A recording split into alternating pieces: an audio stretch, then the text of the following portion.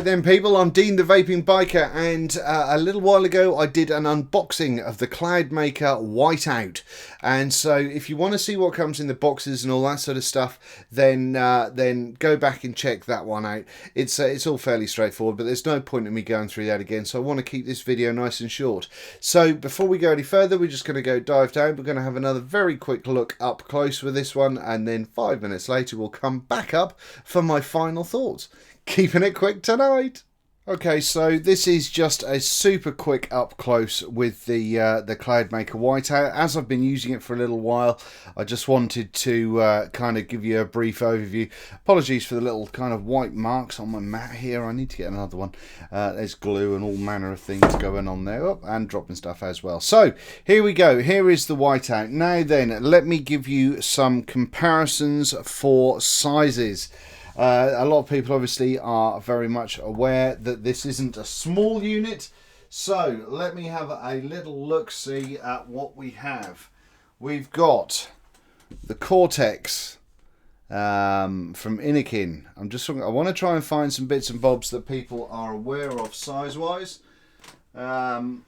We have the Titan, which is basically a G-box. Well, it's not basically, it is. It's a G-box size, so we are looking at it's a little bit larger than one of those. For those of you that have been vaping quite some time, I've got an old and beaten Sigeli 100 watt, the first one that Sigeli came out with, and this is the sort of the closest really.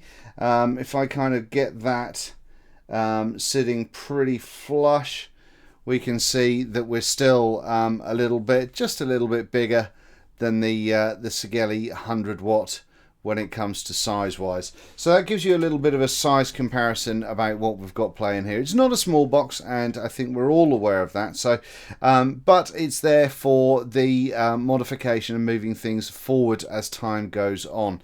So yeah, that's what we're looking at size wise. Now, the only thing that I've had an issue, well, it's not an issue with, it's my own fault really. You might be able to see that on this corner. Let me see if I can just get that a little bit in focus there.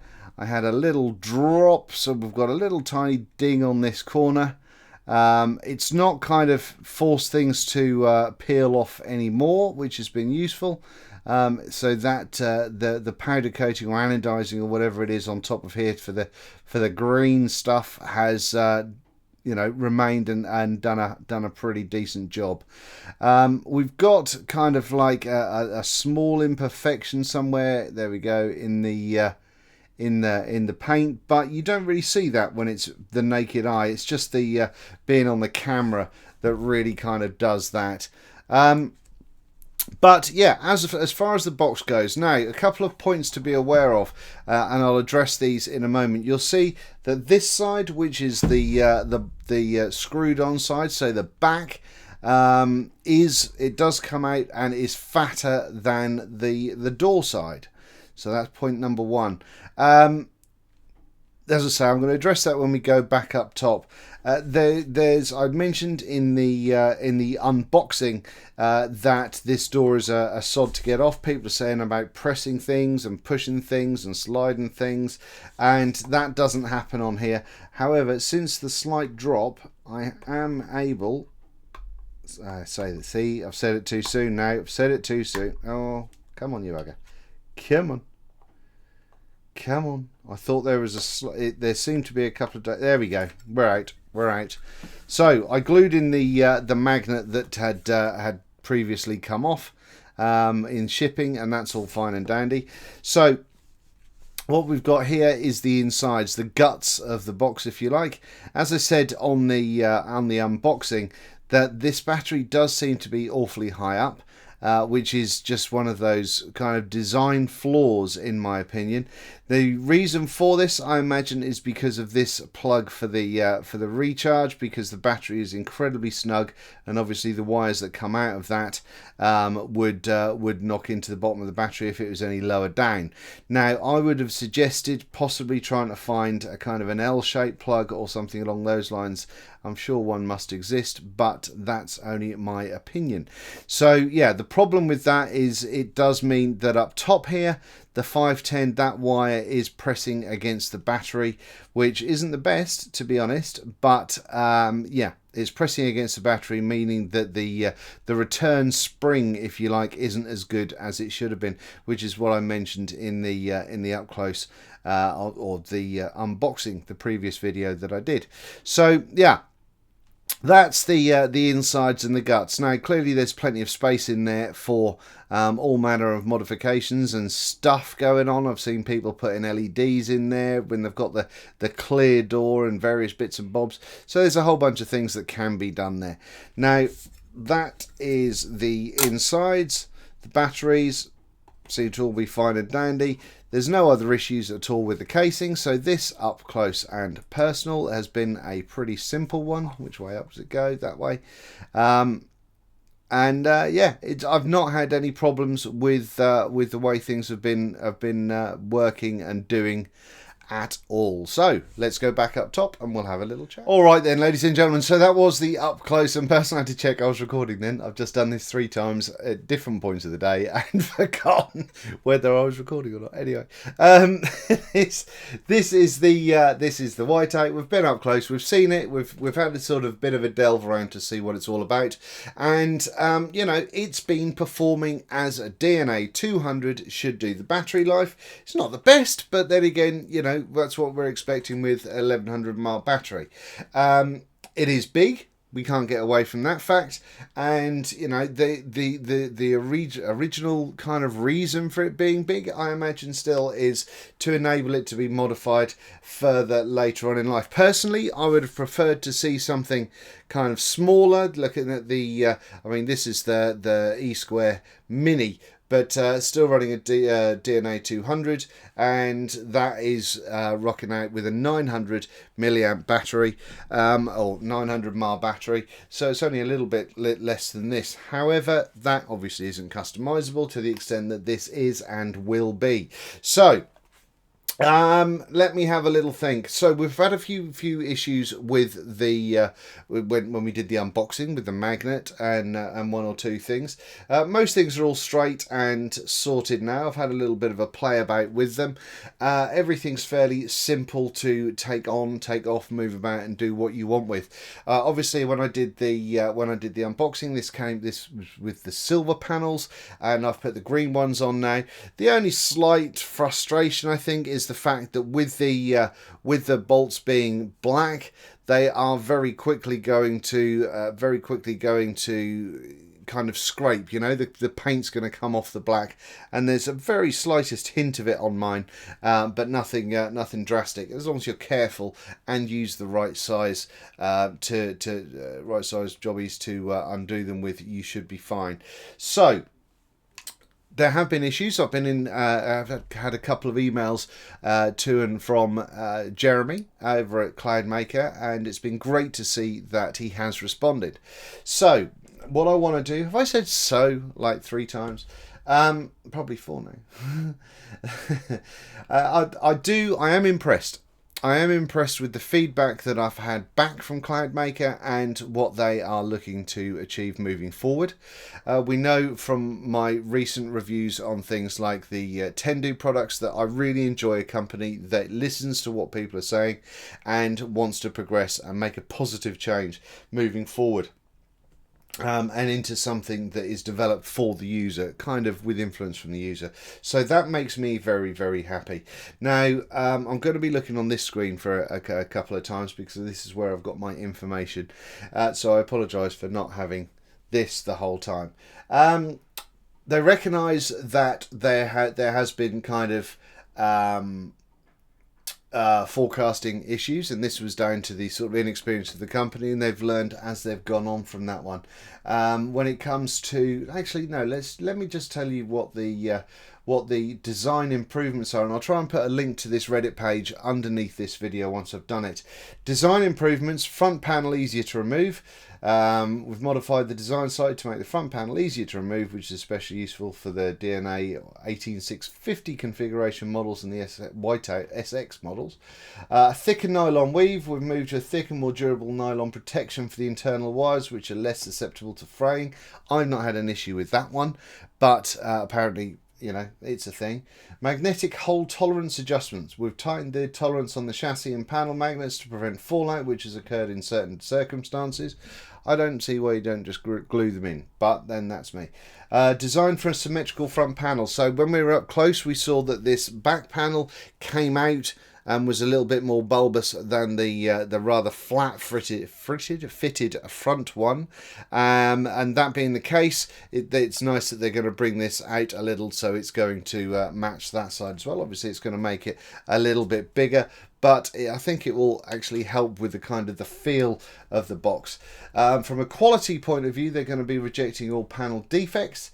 After battling with our supplier, we've laid down the hammer and put forth strict guidelines on panel imperfections.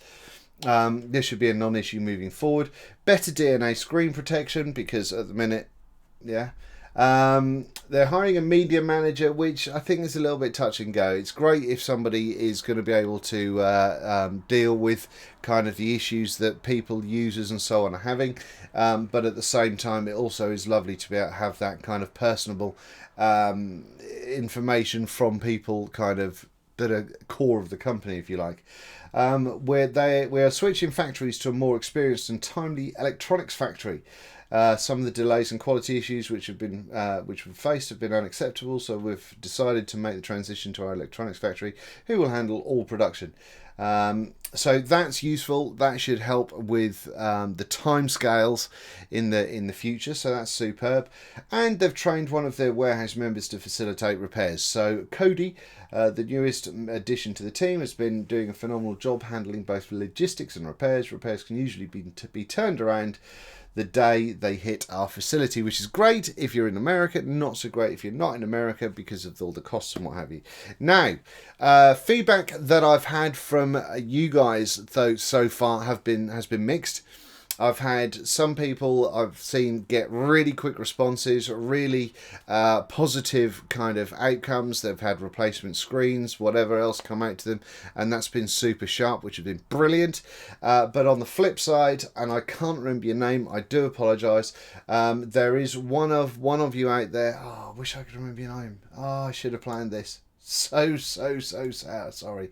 I'm just going to log on to my YouTube channel and see if I can find the comments, because one of you and one of my lovely subscribers, a very nice chap, has been one of the kind of early orderers and still not had any success, which has been, you know, quite sad for him. I think he's emailed a couple of times and not had any success. So I am just going to be just going to have a quick look. I am terribly sorry. This should have been, should I cut this out? Well, you guys know that I don't really do the jump cuts and all that sort of stuff, so I'll probably leave it in for a second. But no, I think a quick look and I'm not going to be able to find it, so I will have to have a proper look at another time, which sucks. It does suck. I'm sorry, but yeah, so hopefully they're getting through the kind of, if they've got a backlog, or if they've got issues when it comes to getting in touch with people, or getting in touch with people's with their problems. I believe in this case there was the guy did have a response actually, that was that there was an imperfection or there was something wrong, so that it had to go back. However, you know, that's not really the customer's fault, and in my opinion that should be fixed fairly sharpish with another model going out to the customer. So yeah, that's all I've got to say about that, really. So I'm keeping it pretty brief to give you an idea about what it looks like. That's got the Nobunaga on there at the moment, which is it's quite a small 15mm high atomizer, which works brilliantly. Now, if you want to put a tank on here, it does look somewhat on the preposterous level, but it depends if you like things that are odd. If you're watching this channel, then you might well do. But there we go. That's it with a Watofo serpent on it, which kind of does, it looks like that. Yeah, I think this panel, when they go to bulb it out, if they're going to have this CloudMaker thing, it'd be nice to just to have a thicker panel with a more indented kind of CloudMaker logo, because I think that would help kind of detract from it being just a big patch of nothing. I think that if you tilt it in the right light, you see the CM, but otherwise you don't. And I think that would help when you've got your atomizer on the top, and it would give it a little bit more form, if you like. But that's it, really. That's all I've got to say. It's worked fine for me. I've had no problems whatsoever. You saw what it looked like when it came out of the box, so there was a couple of bits and bobs that needed doing to it, which I did very quickly and very easily and with no issue. Would I go out and buy one? Well, I bought this for the purposes of review. I bought this because I wanted to give you guys a viewing of this, because I figured A, not many people would have one, and B, it is a very positive, the idea behind it is a very positive move forward in the vaping world, with the idea of having a modular unit that you can adapt and that you can improve on, and so on and so forth. So yeah, the idea behind it is very, very sound, and it's certainly going to be interesting to see what these guys come up with in the future. I do believe that they are looking into things very seriously to improve on the problems that they've had, which is positive, and now it's a good time to be able to see how that actually translates when it comes to dealing with you guys, the customers. So that's it from me and the Whiteout. I just wanted to give you an update on how it's been for me and my thoughts on it. But I'm best to have a little vape, eh? Otherwise I'm going to do a whole review about vaping.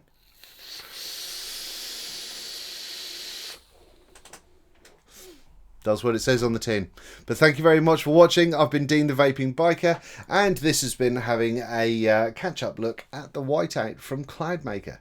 Thanks very much. You make sure you have it large.